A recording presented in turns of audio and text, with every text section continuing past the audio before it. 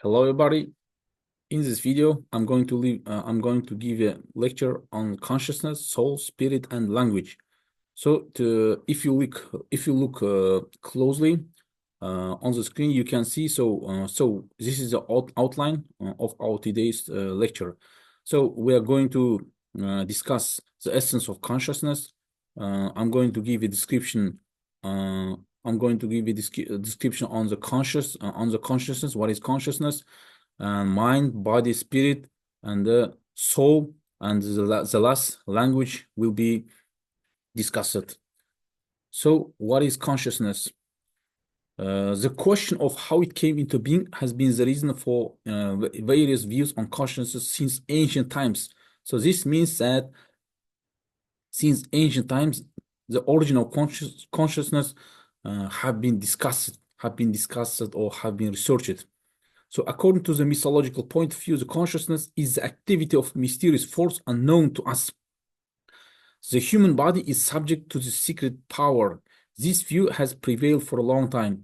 Later, it became known that consciousness is not a phenomenon that appeared out of nowhere, but is a function of the human brain.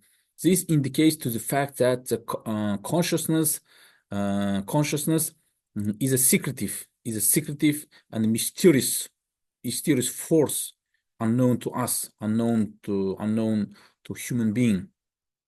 So according to Sigmund Freud, so he divides mind to three parts. The first one is the conscious mind, the preconscious mind, and the third is the unconscious mind. Freud believed that the conscious mind is the part of the mind that is aware of the outside world and its own thoughts and feelings. As for the preconscious mind is the part of the mind that is not currently in awareness but can be easily brought to consciousness. With regards to the conscious mind, Sigmund Freud, according to Sigmund Freud, the unconscious mind is the part of the mind that is not accessible to conscious awareness. It contains repressed thoughts, feelings, and memories. So, if we describe unconscious mind, so unconscious mind contains three parts. The first one is repressed memories, second one is unconscious desires, and the last one, defense mechanisms. As for the repressed memories, the unconscious mind can contain repressed memories of traumatic events or experience that are too painful to deal with consciously. The unconscious mind can also contain unconscious desires that are not acceptable to the conscious mind.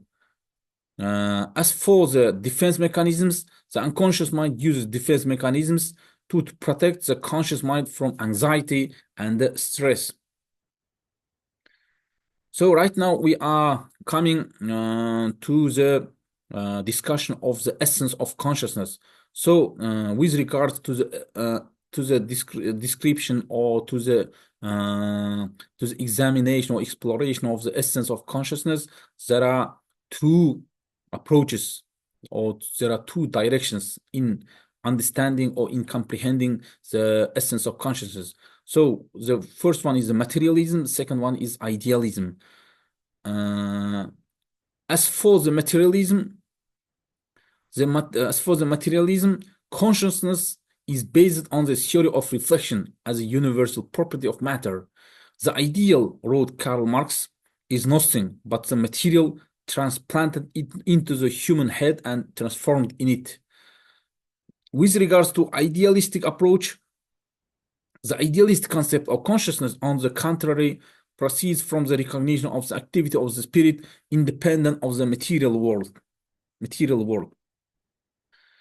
According to John Cahill, mind is a weaver of patterns. Mind is through thinking the thought and patterns of universal energy makes an image. So John Cahill explains or describes the process of thoughts, that is happening in our mind, in the mind of human being. Function of the mind is a guardian of the subconscious. Mind is the weaver of the patterns, and subconscious is the holder of the patterns. So according to John Cahill, when one idea is repeated, that will be stored in the subconscious. That idea will be part of you. That is energy. Communicator with the web. If positive idea is implanted on the subconscious, the good energy is produced, and it will enable the success in the life by causing favorable conditions to be created. So this is explanation of John Cahill. According to John Cahill, body feels and knows within the space and time, as for the reason or conscious beyond the boundary of the space and time.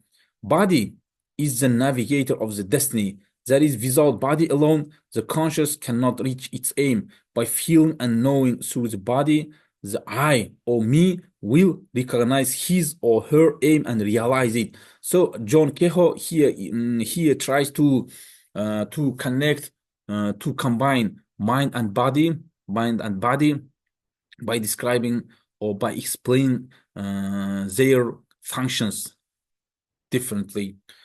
As for the soul, it is called awakened heart. Mind just thinks or contemplates, body feels, but the soul knows and makes a decision.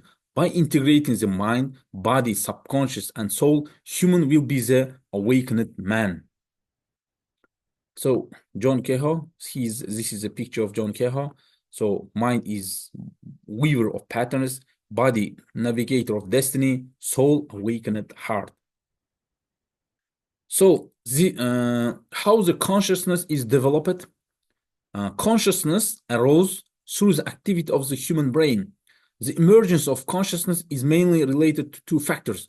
One of them is work, the other is language. So this indicates to the fact that consciousness is developed through the work and the language. The role of language as a tool of communication, and communication is very important. In the process of work, people reveal the meaning of an object, its properties, and convey it to each other with the help of language. Right now, we are coming to the brain structure. The structure of the brain includes about 14 billion neuron cells, the interaction of which forms neural ensembles. The main work of the brain is carried out in the cerebral cortex. They are divided into right and left. Obviously, the subcortical centers are also important. The main function of the brain is the storage and processing of information received by a person in the process of cognitive activity. So, dear students, thank you very much for watching my video. And if you have any questions regarding our or my today's lecture about consciousness, soul, spirit, and language, you are welcome to, and I am open to discuss with you during our seminar time. See you on in our seminar. Have a good day. Goodbye. See you on seminar. Bye.